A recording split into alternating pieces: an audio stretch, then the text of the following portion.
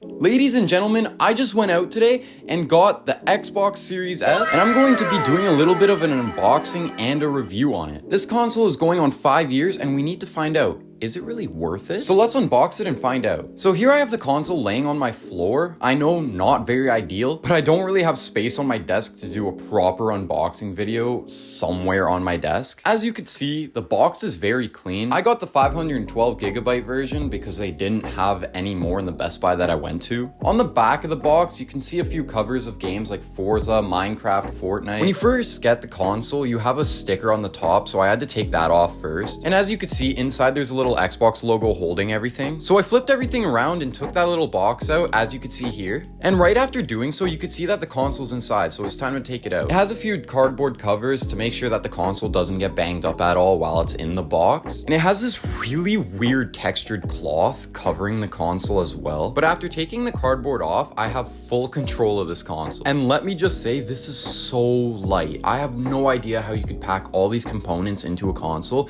and it be this light. All around though, the console looks very clean in itself. There was still that other box from earlier in the video, so we have to open that up. I'm pretty sure that's where they hold the controllers and the wires and all of that. And yes, after opening it up, you could see the beautiful white controller, and it comes with a few batteries. I'm not sure why more consoles don't do this. Here's the controller. Looks like an upgraded version of the Xbox One controller.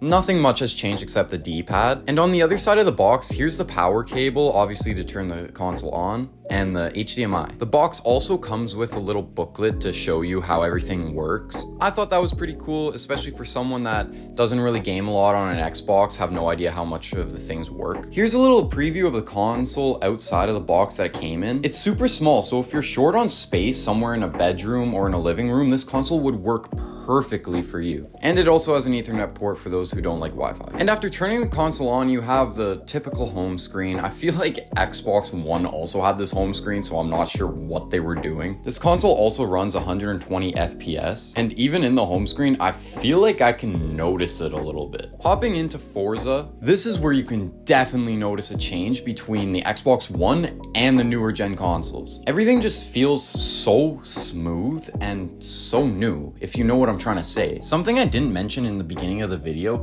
is that this has amazing load times. On the Xbox One, usually you're waiting around like 30, 45, maybe even up to a minute to load into a game. Just load into a game. But on the Series S, you'll just load into it right away. And if you ever decide to close the game or whatever, want to play a new game, the game that you were just playing stays open in the background. So if you want to swap back to that game right away, you easily can and resume playing from wherever you left off. And here's some gameplay of GTA 5, and I cannot stress enough how amazing it looks. And I know most of you guys are familiar with loading into GTA on an older console and it taking years to load. You can go cook, get a coffee, do whatever you want, and the game would still not be finished loading. That is just not the case here on the Xbox Series S. Obviously, compared to my PS5, this is not much, but for the price, it's amazing. Everything just looks phenomenal, and this is during a mission where the lighting isn't all that good. Swapping over to Minecraft, oh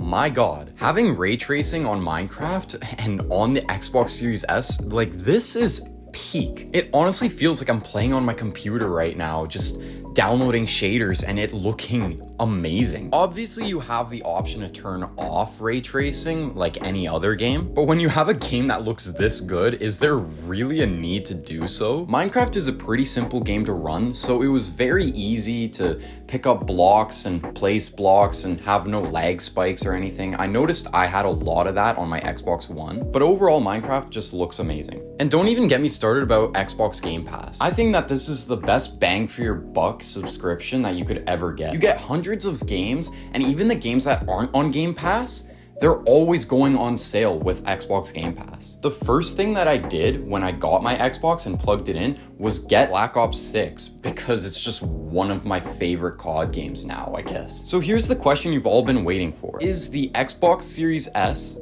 worth it? I've had this console for a little over 2 weeks now, and I'll say this. If you are a gamer on a budget and not wanting to spend hundreds of dollars on a PS5 or even thousands on a gaming computer, then this is the best choice for you. You honestly get everything that a Xbox Series X has inside of a console that is much smaller and digital for, honestly, in my opinion, a much better price to performance ratio. If I had to restart and get rid of my gaming PC, my PS5, and have nothing and have to choose a console, I would without a doubt 100% pick the Xbox Series S. Not only is it a cheaper option, but it just gives you a lot for the price. And honestly, with my room being very small and not having a lot of space, this is the perfect option for someone like that. Am I going to choose this console over my PS5 or PC? Obviously not. But when it comes to playing online games on consoles, I think I would pick this console over my PS5. And for those asking, why did I get this console in the first place? Obviously, one, it adds to my setup. I'm trying to collect all of the consoles and whatever. But most importantly, I have a lot of friends that do play on Xbox. And I know a lot of games are cross-platform now, but it really holds me back when everyone's in a party chat in Xbox and I'm sitting on my PlayStation just